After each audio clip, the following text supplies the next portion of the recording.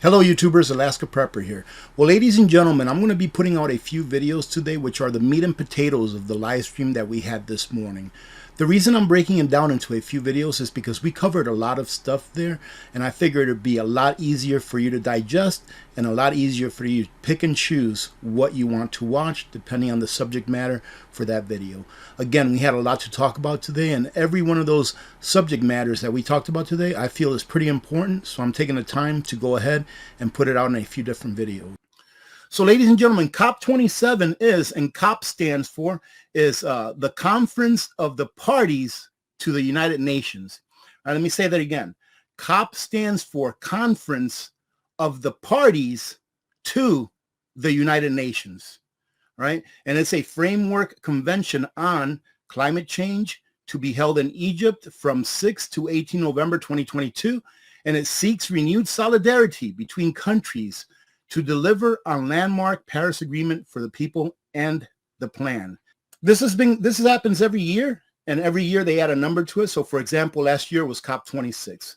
And what they do there is all these bigwigs from different nations, they get together and they decide what's going to happen in the world that following year in order to try to help us from not being destroyed by 2029. Remember that the world is going to end in 2029 if we don't get a hold of this, the environment and climate and all that kind of stuff. So here, I'll just read this short paragraph for you all. It says, delivering for people and the planet.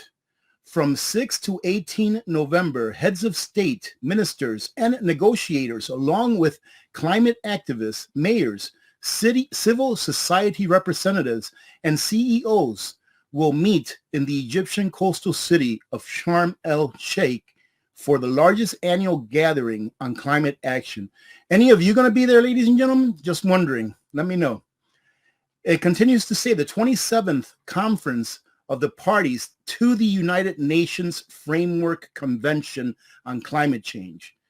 And whenever you hear me raise my voice when I say to the United Nations, what I ask myself when I read this is, why are we going there to work on a plan that was developed by the United Nations? Because the last time I heard, no one's ever voted the United Nations in. Has anyone here voted for the United Nations to create plans on your behalf or on your country's behalf? I don't ever remember voting for them to affect what our country does or doesn't do. But then again, I could be wrong. Faced with a growing energy crisis, and again, remember to ask why, ladies and gentlemen. When they put things out like this, faced with a growing energy crisis, why? Why do we have a growing energy crisis? Right? And I'm sure that most of you can answer that for yourselves. And if you cannot, then you really need to do some research. That way you can understand how the world works and exactly why it is that we are facing an energy crisis that is getting worse as the days go on. Record greenhouse gas concentrations. So right now, the ppm, the parts per million of carbon, man, I hope they don't take down this live stream. Right, because everything I'm saying is researchable and you can find on the internet. Right now, the ppm, or parts per million, of carbon dioxide in the atmosphere is, I'm going to guess, all right? This is guessing, but it's around 420, 430 parts per million, right? And this is what they're talking about, the growing, greenhouse gases in the atmosphere. It's mainly CO2. And I just want to let you all know, those of you that may not know, that 400 and change parts per million of CO2 in the atmosphere, that equates to about 0.004. It is 0.04% of all of the gases in the atmosphere. That is what that equates. Again, if you go back in time and take a look at some geographical graphs, which I've done here on videos before, but if you go back in time and take a look at some geographical graphs, there are time frames in our planet's history where there were no humans driving SUVs. There were no cows pooping and farting. And CO2 concentrations in the atmospheres were upwards of 8,000 ppm.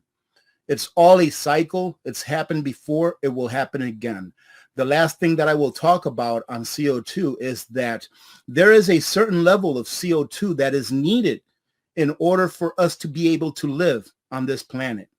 And if you've all heard the term net zero, I do believe that what they mean by net zero, now this is my opinion, do your research. I believe that what they mean by net zero is zero CO2 emissions. Well, how in the world are plants going to eat?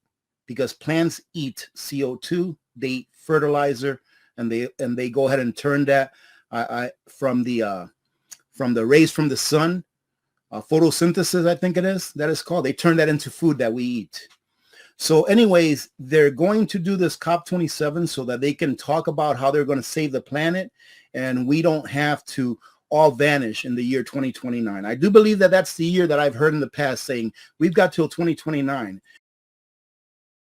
CEOs are cutting back or pausing their ESG efforts, a study claims.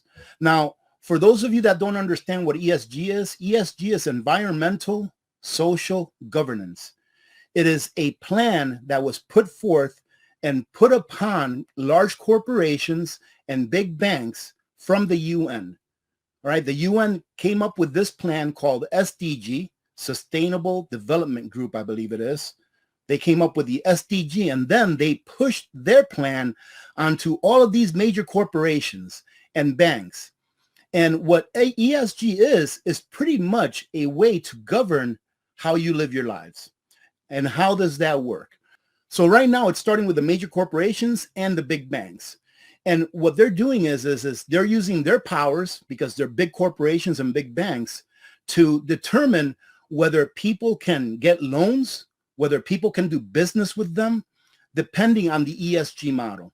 So if, for example, business A is doing business with business B, but business B's ESG score is too low, then business A doesn't really want nothing to do with business B, because they have a very low ESG score, and it will actually hurt them to do business with them.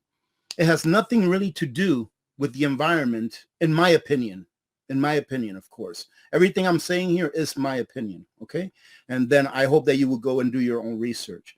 So it's a way of controlling corporations and big banks, and ultimately controlling nations from an entity that was never elected.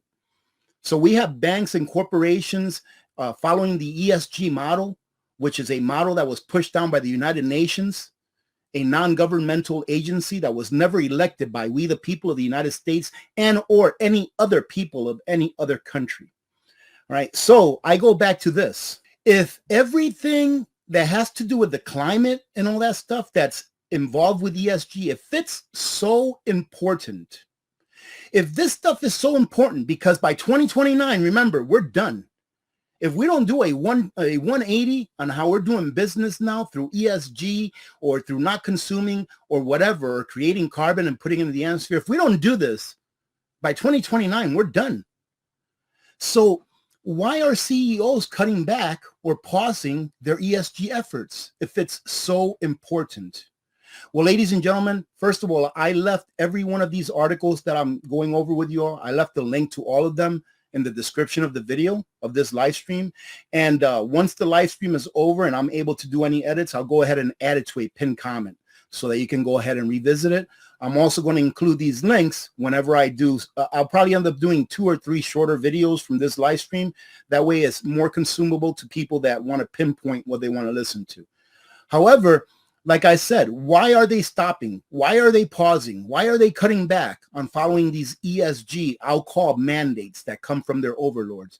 Because it's not about the environment. In my opinion, it's not about that. It's not about saving the planet.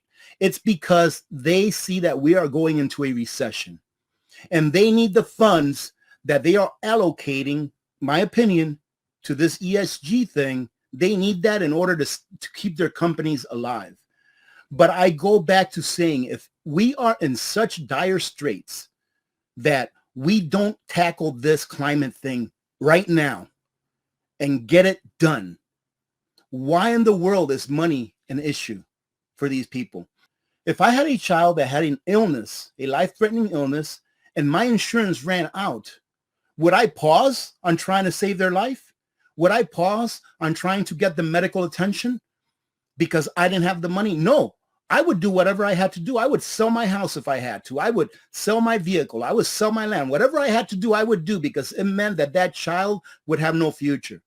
So here with this COP27, where they're meeting to decide how it is that we're going to live our lives, here they're saying, oh, this is so important that we have to do this. Then why are they stopping now?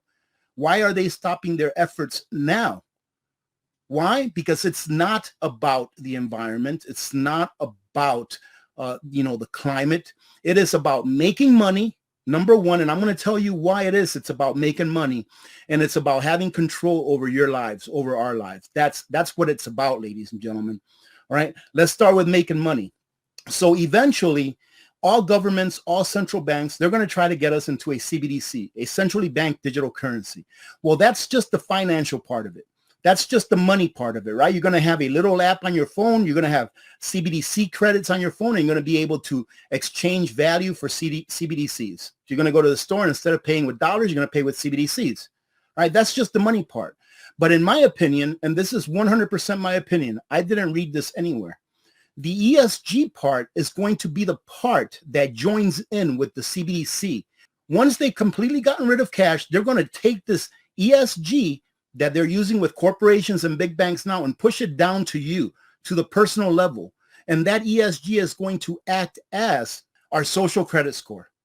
That's what that ESG is going to act as. It's going to tell that CBDC, it's going to program that CBDC with carbon credits and with what you can and can't buy, depending on how many carbon credits you have left on your account.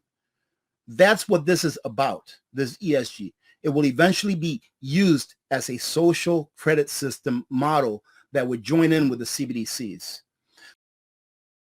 So let's say that I'm a billionaire, multi-millionaire billionaire. I got my CBDCs. I've got plenty of them, but we're all going to get the same amount of carbon credits every month. We'll all get the same amount. So let's say we all get 100 carbon credits every month, right? But a steak costs 20 carbon credits, right? That means that you can only maybe have a steak maybe once. It will be a luxury to have a steak, right? But if I'm a millionaire and I've got millions and millions of CBDCs, but I only have 100 carbon credits, and that's just an example, then I really can't do anything with my money because I don't have enough carbon credits. Well, guess what, ladies and gentlemen? There's going to be another class, not just the millionaire class, not just the class on top. There's going to be another class under them that will be the serfs, that will have that 100 credits of carbon, for example, but won't have enough money, will not have enough CBDC credits in order to buy the stuff that they can buy with the 100 credits of carbon. So guess who they're going to be selling their carbon credits to? To the people that are rich. So the people that are poor are going to stay poor and will continue to live a standard of living that is that of the poor. Whereas the rich will be able to take their extra CBDCs and buy the carbon from the people that have to sell them just to get by.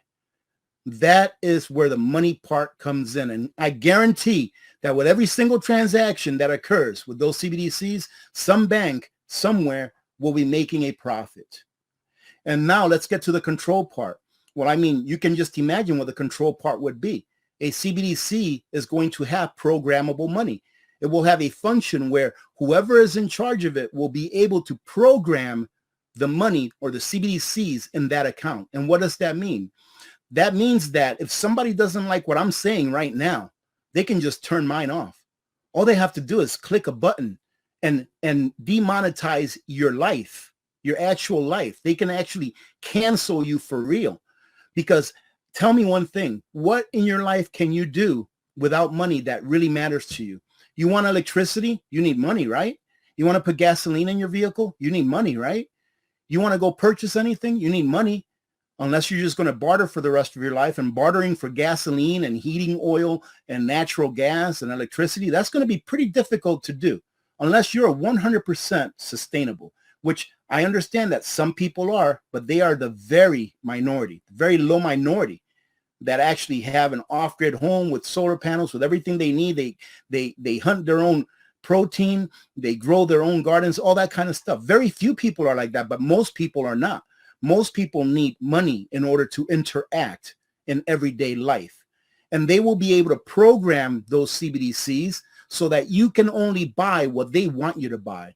And if you open your big mouth and give your opinion on something that they don't want you to give your opinion on, guess what? You're canceled.